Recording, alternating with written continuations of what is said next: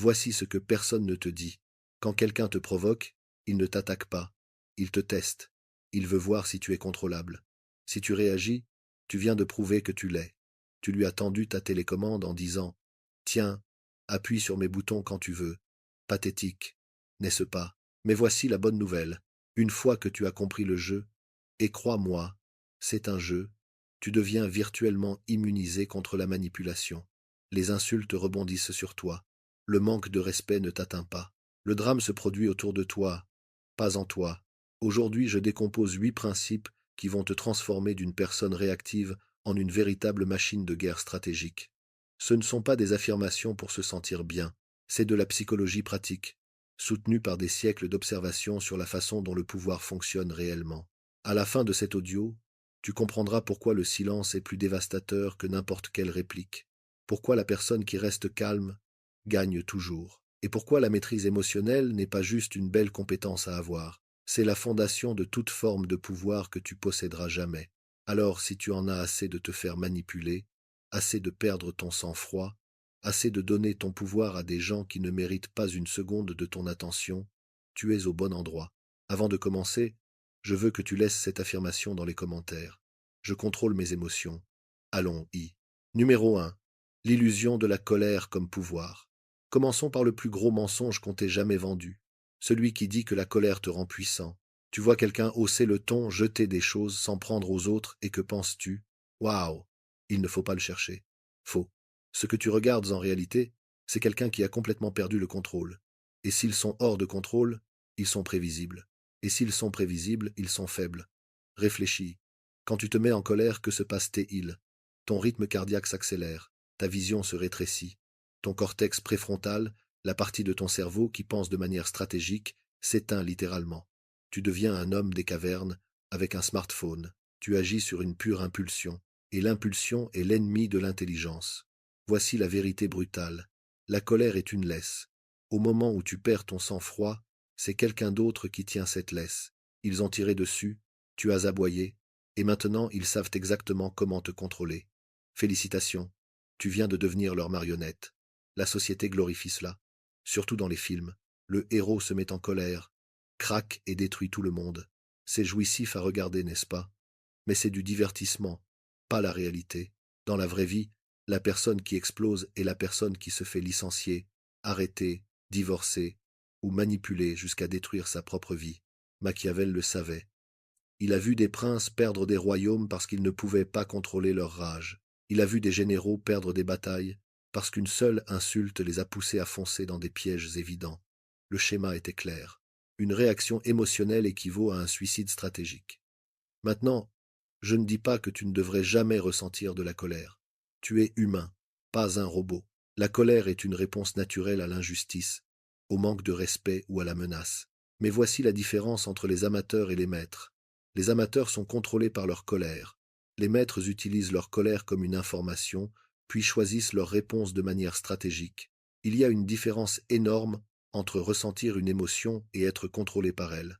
Tu peux reconnaître que tu es en colère, t'asseoir avec ce sentiment, comprendre d'où il vient, puis décider consciemment de ce qu'il faut faire ensuite. Cette pause entre le sentiment et l'action, c'est là que réside ton pouvoir. C'est l'espace où la transformation se produit. La plupart des gens sautent entièrement cette pause. Ils passent directement du déclencheur à l'explosion. Zéro réflexion, zéro stratégie, pure réaction. Et chaque fois qu'ils font cela, ils donnent leur pouvoir à celui qui a appuyé sur leur bouton. Car voici ce que la plupart des gens ne comprennent pas. Le vrai pouvoir est silencieux. Le vrai pouvoir n'a pas besoin de faire ses preuves. Le vrai pouvoir s'assoit, observe, calcule et frappe quand la victoire est garantie, pas quand les émotions sont à leur paroxysme. Au moment où tu maîtrises ta colère, tu cesses d'être réactif et tu commences à être dangereux, et je le pense de la meilleure façon possible. Tu deviens quelqu'un qui agit par choix, pas par impulsion. Quelqu'un qui a 3 coups d'avance pendant que tous les autres sont bloqués à la case départ. Quelqu'un qui gagne parce qu'il n'a jamais perdu le contrôle en premier lieu. Laisse cette affirmation dans les commentaires. La colère me sert, elle ne me contrôle pas. Numéro 2. La compréhension de la nature humaine. Voici quelque chose qui va changer toute ta perspective. La plupart des gens qui te manquent de respect ne le font pas parce que tu as fait quelque chose de mal. Ils le font parce qu'ils ont peur. Fou, non. Mais écoute-moi bien. Le monde est un champ de bataille psychologique, et la plupart des gens mènent des batailles que tu ne peux même pas voir. Ils sont peu sûrs d'eux concernant leur travail, leurs relations, leur statut, leur avenir. Ils sont terrifiés à l'idée d'être démasqués comme étant incompétents. Alors que font-ils? Ils essayent de te rabaisser pour se sentir plus grand. Chaque insulte est un aveu. Quand quelqu'un attaque ton intelligence, il n'est pas sûr de la sienne. Quand il se moque de tes ambitions, il est en colère contre lui-même pour avoir abandonné les siennes.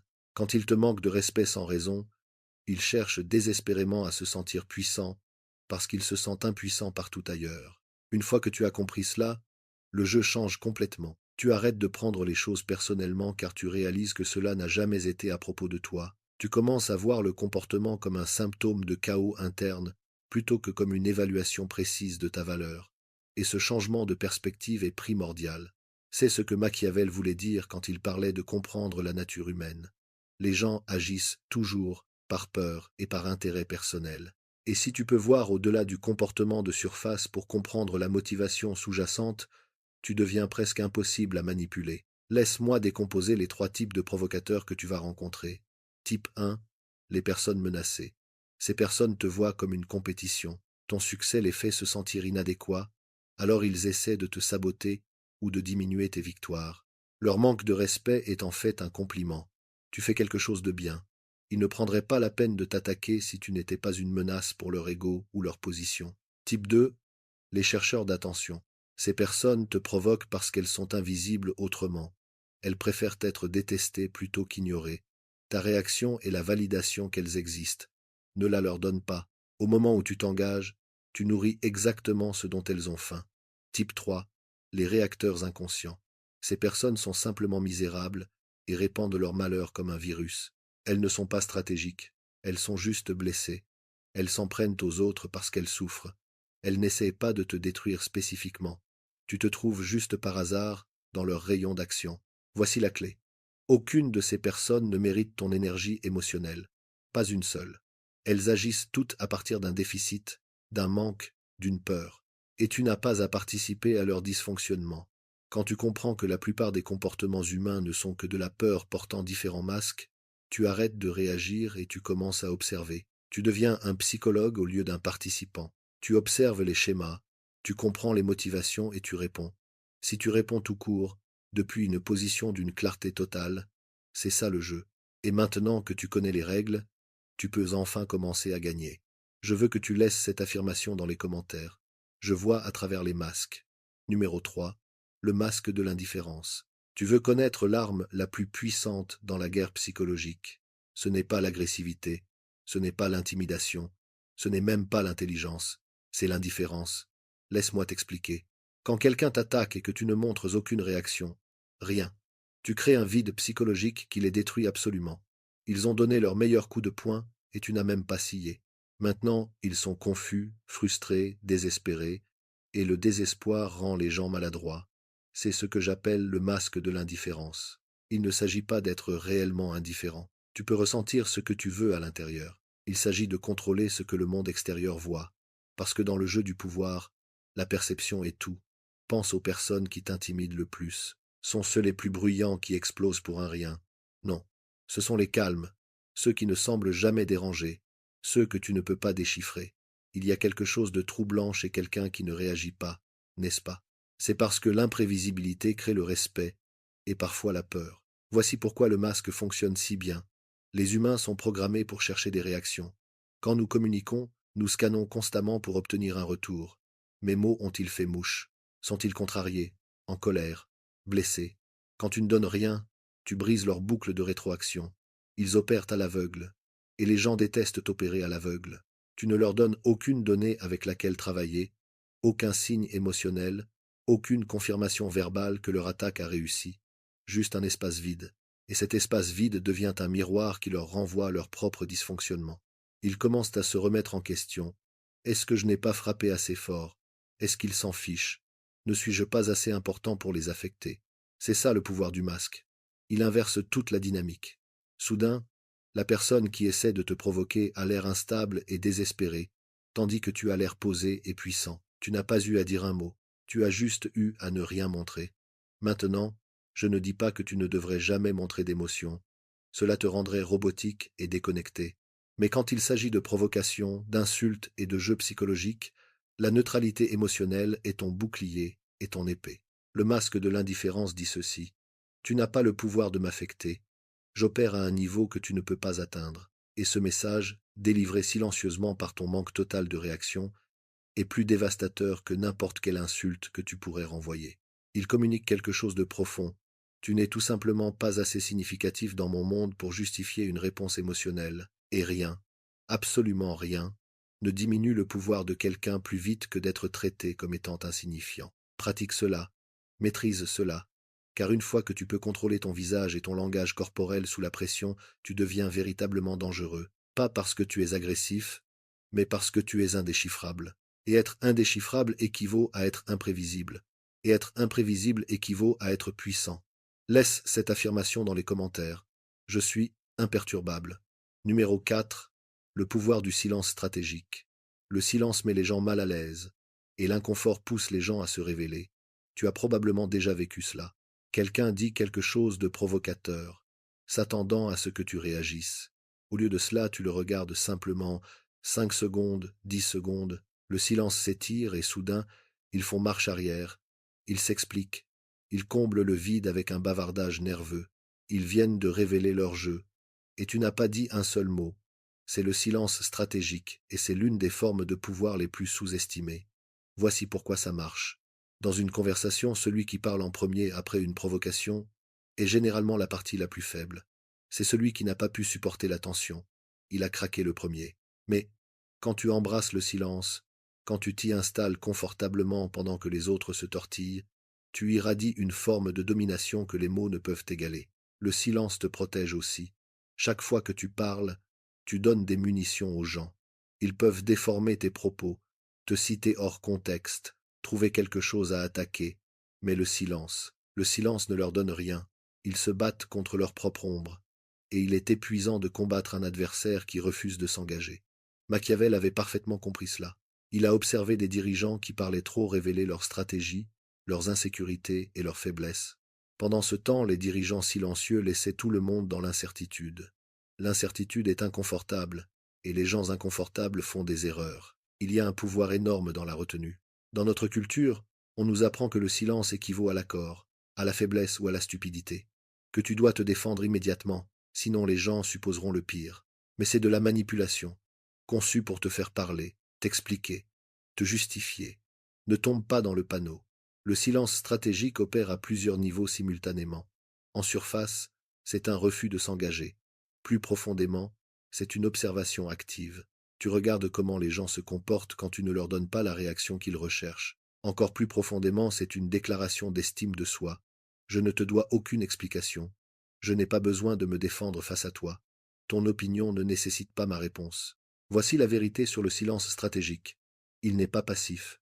C'est une retenue active.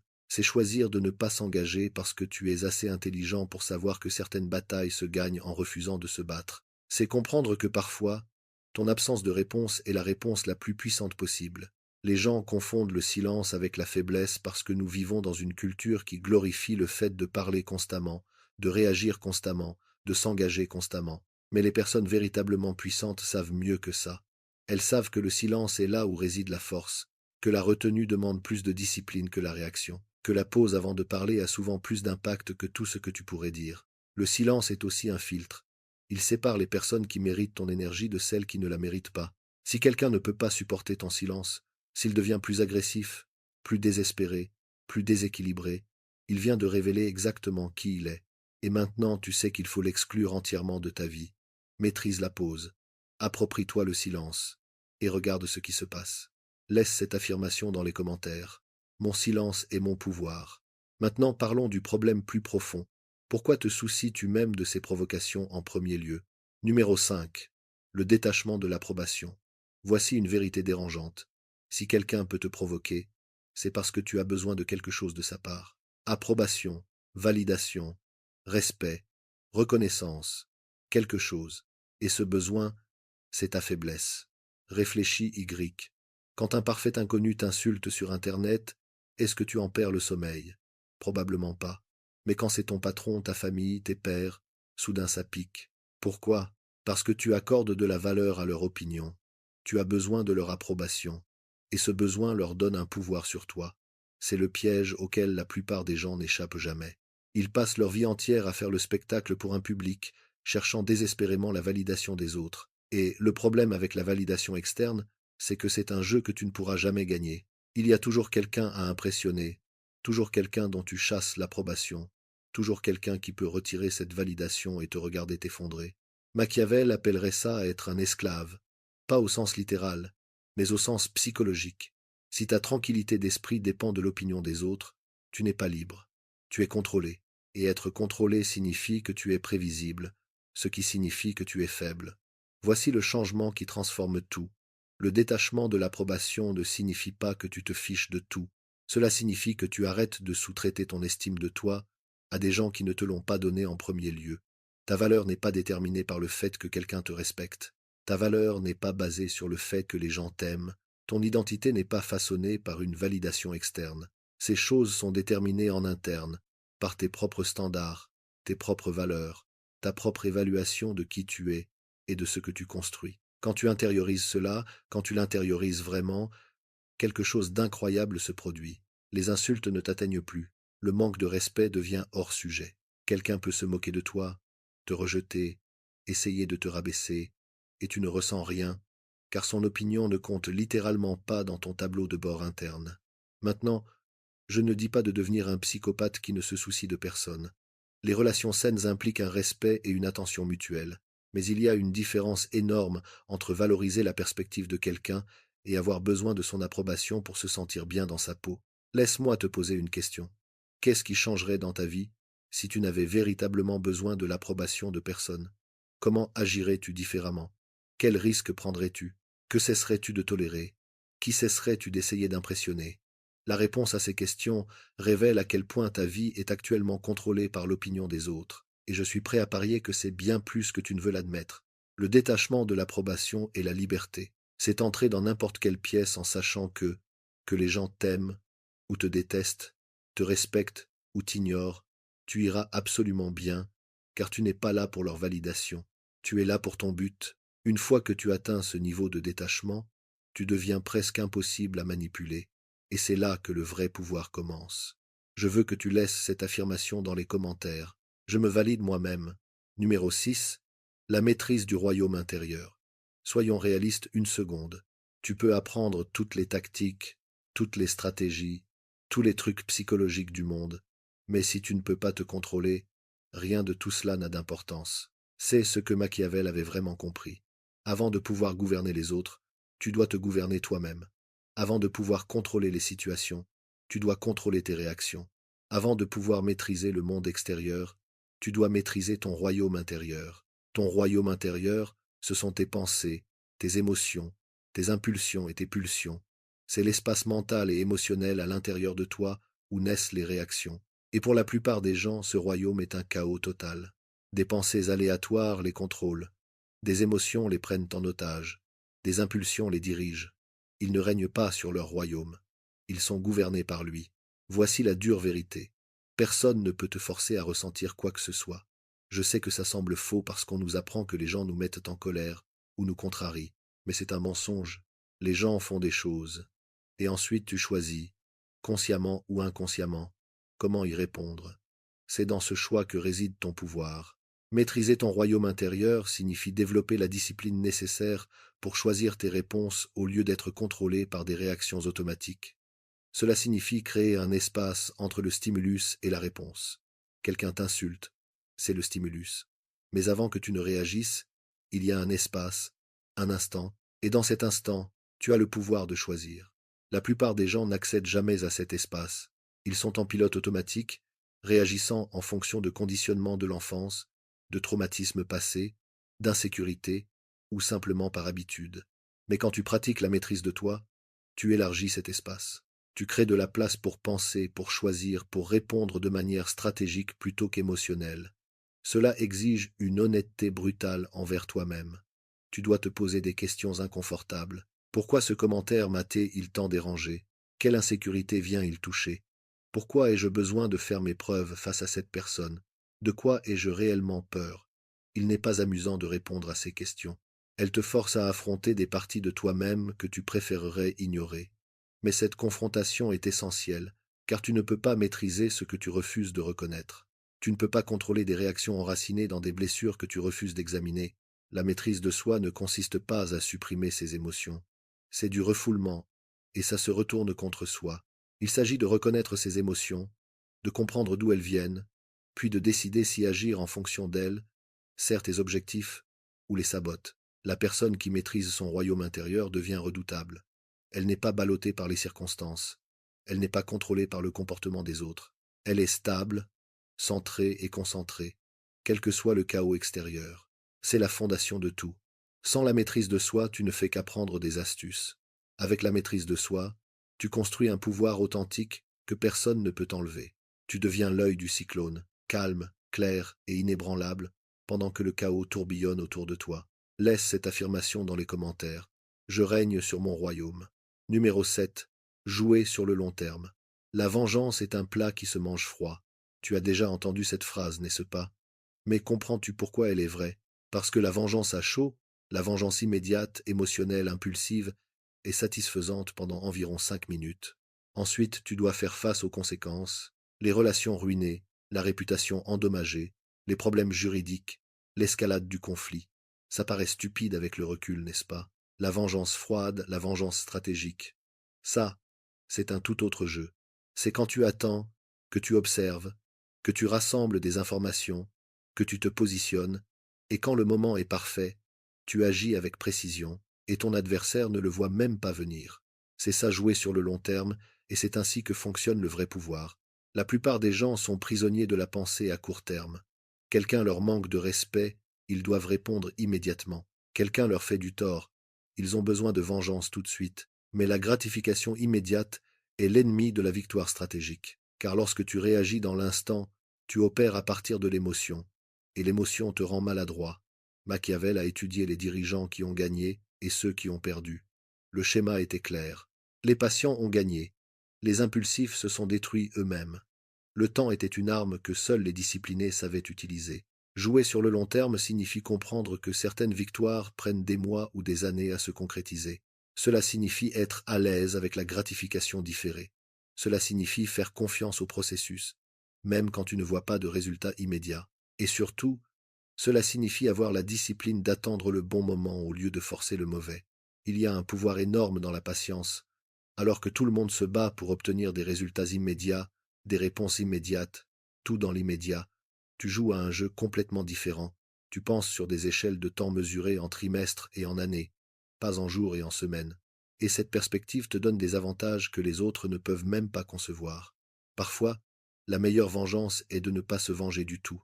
C'est juste laisser le temps révéler ce que tu sais déjà. Cette personne s'autodétruira. Ils le font toujours. Parce que les gens qui opèrent à partir de la manipulation, de l'impulsivité et de la malhonnêteté finissent toujours par s'effondrer sous le poids de leur propre chaos. Tu n'as rien à faire. Recule et observe. Jouer sur le long terme exige de la patience, de la discipline et un sens de soi suffisamment fort pour ne pas avoir besoin de validation immédiate. Cela exige de faire confiance au fait que l'excellence se cumule, que le caractère se révèle de lui-même et que le positionnement stratégique bat la réaction impulsive à chaque fois. Cela ne veut pas dire que tu ne passes jamais à l'action. Cela veut dire que tu passes à l'action quand c'est le plus efficace, pas quand tes émotions te hurlent de faire quelque chose. Cela signifie que tu contrôles le timing au lieu de laisser le timing te contrôler. Le long terme est là où les maîtres opèrent. Les amateurs jouent pour l'instant. Les maîtres jouent pour le résultat final. Et les résultats finaux, les vrais, ceux qui sont durables et significatifs, prennent du temps. Numéro 8. Devenir intouchable. Tu as appris les principes. Tu as compris le jeu. Maintenant vient la transformation. Devenir intouchable ne signifie pas que tu es arrogant ou déconnecté. Cela signifie que tu as construit quelque chose en toi qui est si solide, si enraciné, si inébranlable, que le chaos extérieur ne peut pas te déstabiliser. Pense à un chêne massif pendant une tempête. Le vent hurle, la pluie s'abat, des branches peuvent casser, mais le tronc, les racines sont complètement immobiles. C'est ce que tu es en train de construire. Pas de la rigidité, de la flexibilité, pas de la dureté, de la résilience, pas de la froideur, de la maîtrise de soi. La personne intouchable entre dans n'importe quel environnement avec une confiance tranquille. Elle n'a pas besoin d'annoncer son pouvoir, car il est évident. Elle n'a pas besoin de défendre sa réputation, car ses actions parlent pour elle. Elle n'a pas besoin de réagir aux provocations, car elle opère à un niveau que la plupart des gens ne peuvent pas comprendre. Voici ce qui a dû mourir pour que tu deviennes cette personne. L'ego qui avait besoin d'avoir raison, l'insécurité qui avait besoin d'être validée, la fierté qui exigeait le respect, la colère qui exigeait la vengeance, la peur qui exigeait l'approbation, tout ce poids mort. Et quand tu le laisses partir, tu deviens léger, rapide, redoutable, efficace. Être intouchable signifie que tu as transcendé les petits jeux qui consument la vie de la plupart des gens. Tu ne concours pas pour la validation, tu ne te bats pas pour le respect, tu ne luttes pas pour l'approbation. Tu avances simplement avec clarté et un but précis, complètement imperturbable face au bruit qui t'entoure. Cet état ne s'atteint pas du jour au lendemain. Il se construit par la pratique constante de tout ce dont nous avons discuté. Chaque fois que tu choisis le silence plutôt que la réaction, tu le construis. Chaque fois que tu refuses d'avoir besoin de l'approbation de quelqu'un, tu le renforces. Chaque fois que tu maîtrises une impulsion émotionnelle, tu le fortifies. Et voici la plus belle partie. Une fois que tu deviens cette personne, tu n'as plus besoin de ces principes. Ce ne sont pas des règles que tu suis. C'est ce que tu es devenu. La maîtrise émotionnelle devient automatique. La pensée stratégique devient ta norme. La domination psychologique devient naturelle. Tu ne fais pas semblant d'être imperturbable. Tu l'es réellement. Tu ne simules pas la confiance. Tu la possèdes. Tu ne joues pas un personnage. Tu es devenu le maître de ton monde intérieur et extérieur. Les gens remarqueront ce changement. Certains le respecteront, certains le craindront, certains seront confus. Rien de tout cela n'a d'importance, car tu ne construis pas cela pour leur approbation. Tu le construis pour ta propre liberté. Être intouchable signifie que tu as retiré tous les hameçons que les gens utilisent pour contrôler les autres. Aucun bouton émotionnel sur lequel appuyer, aucune insécurité à exploiter, aucun besoin de validation à manipuler. Tu es une forteresse, et les forteresses ne tombent pas sous des attaques mesquines. C'est la promesse que Machiavel a faite il y a 500 ans. Maîtrise-toi, et le monde se pliera autour de toi. Maintenant je veux que tu laisses cette affirmation dans les commentaires. Je suis intouchable. Voilà donc les 8 principes qui séparent les réactifs des stratèges, les contrôlés des contrôleurs, les amateurs des maîtres. Laisse-moi te demander quelque chose. Quelle personne es-tu en ce moment même? Sois honnête. Es-tu celui qui se laisse déclencher par des commentaires, qui perd le sommeil à cause d'un manque de respect, qui laisse l'opinion des autres contrôler son humeur? Ou es-tu celui qui traverse la vie calme, concentré et complètement imperturbable face au bruit ambiant? Car voici la réalité. Tu ne peux pas être les deux. Soit tu construis ta maîtrise émotionnelle, soit tu es contrôlé par tes émotions. Soit tu joues sur le long terme, soit tu es prisonnier des réactions à court terme. Soit tu deviens intouchable, soit tu restes vulnérable. Le choix t'appartient, mais comprends bien ceci. La transformation n'arrive pas par accident.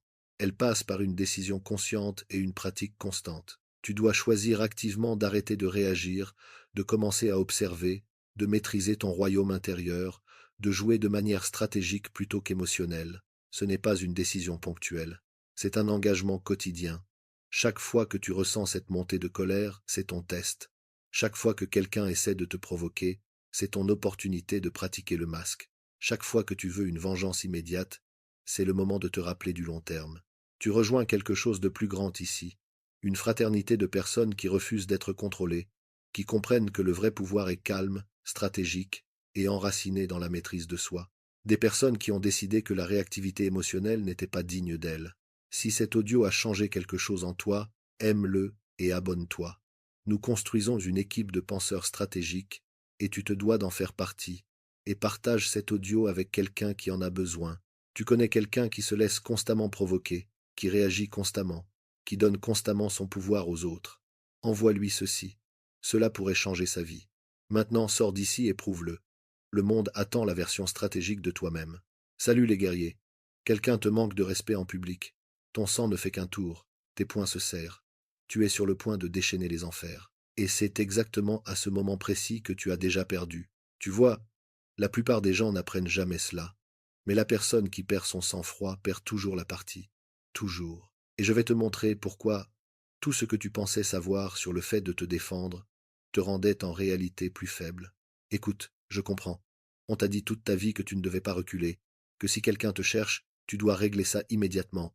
Tu dois le lui faire regretter. C'est une belle théorie.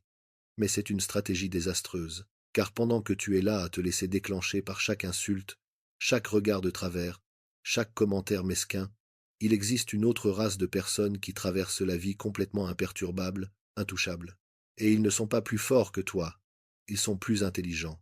Machiavel a compris il y a 500 ans quelque chose que la plupart des gens n'ont toujours pas saisi aujourd'hui. La personne qui contrôle ses émotions contrôle la pièce. La personne qui contrôle la pièce contrôle le résultat. Et la personne qui contrôle le résultat contrôle sa vie entière. Il ne s'agit pas d'être faible. Il ne s'agit pas de laisser les gens te marcher sur les pieds. Il s'agit de comprendre que tu joues aux échecs pendant que tous les autres jouent aux dames. Et aux échecs, le joueur impulsif se fait détruire à chaque fois.